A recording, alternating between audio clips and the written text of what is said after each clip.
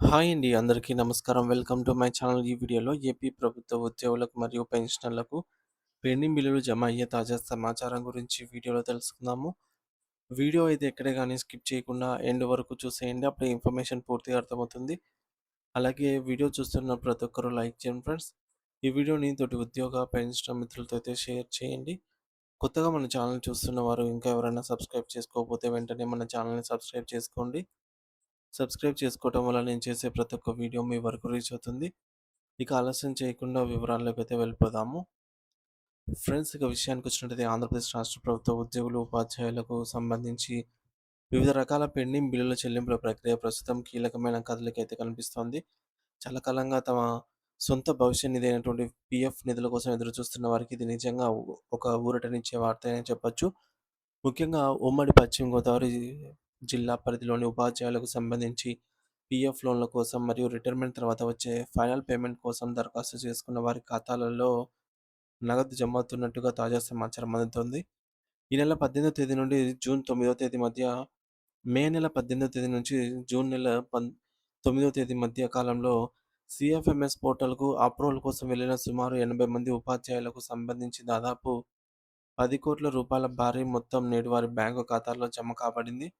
కాబట్టి ఎవరైతే ఈ కాల వ్యవధిలో పీఎఫ్ లోన్ల కోసం లేదా క్లెయిమ్ కోసం దరఖాస్తు చేసుకున్నారో, వారు వెంటనే తమ బ్యాంకు ఖాతాను లేదా మొబైల్ మెసేజ్‌లను ఒకసారి సరిచూసుకోవాలనైతే సూచించడమైనది.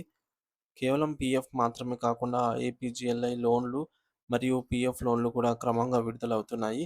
రాష్ట్ర వ్యాప్తంగా వివిధ జిల్లాల్లో ఆర్థిక శాఖ నుండి నిధులు విడుదలైన నేపథ్యంలో ఈ లోన్ల ప్రక్రియ అనేది వేగవంతమైంది. ముఖ్యంగా ఏప్రిల్ 2026 నెల వరకు పెండింగ్‌లో ఉన్న పీఎఫ్ లోన్లు అప్లికేషన్‌లన్నీ కూడా ఈరోజు క్లియర్ అయ్యి లబ్ధిదారుల ఖాతాలో నగదు జమ కావడం గమనార్హం. దీనివల్ల ఆర్థిక ఇబ్బందుల్లో ఉండి లోన్ల కోసం దరఖాస్తు చేసుకున్న వేలాది మంది ఉద్యోగులకు పెద్ద ఎత్తున ప్రయోజనం చేకూరనుంది. ట్రెజరీ కార్యాలయాల్లో బిల్లుల ఆమోదం పొందిన తర్వాత అవి ఈ-కుబేర్ ద్వారా నేరుగా ఖాతాలకైతే చేరుతున్నాయి. మరోవైపు గతంలో పదవీ విరమణ పొంది తమ ప్రయోజనాల కోసం వేచి చూస్తున్నటువంటి విశ్రాంత ఉపాధ్యాయులకు కూడా శుభవార్త అందింది. ట్రెజరీ కార్యాలయాల్లో 2025వ సంవత్సరంలోనే అప్రూవల్ పొంది, నిధుల లేమి కారణంగా ఆగిపోయినటువంటి ఎన్‌కాష్‌మెంట్ ఆఫ్ ఎర్న్డ్ లీవ్స్ బిల్లులు ఇప్పుడు క్రెడిట్ అవుతున్నాయి. అంటే పదవీ విరమణ సమయంలో తమ వద్ద ఉన్న సెలవులను నగదుగా మార్చుకునే ప్రక్రియకు సంబంధించి పాత బకాయిలు ఇప్పుడు విడుదలవుతున్నాయి. ఇది ఆయా కుటుంబాలకు ఎంతో మేలు చేకూరుస్తుంది.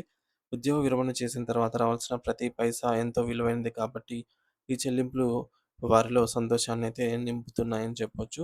ఇక సెలవుల విషయానికి మరియు అలవెన్స్‌ల విషయంలో ఉద్యోగుల్లో ఉన్న కొన్ని సాంకేతిక సందేహాలను మనం ఇప్పుడు నివృత్తి చేసుకుందాము.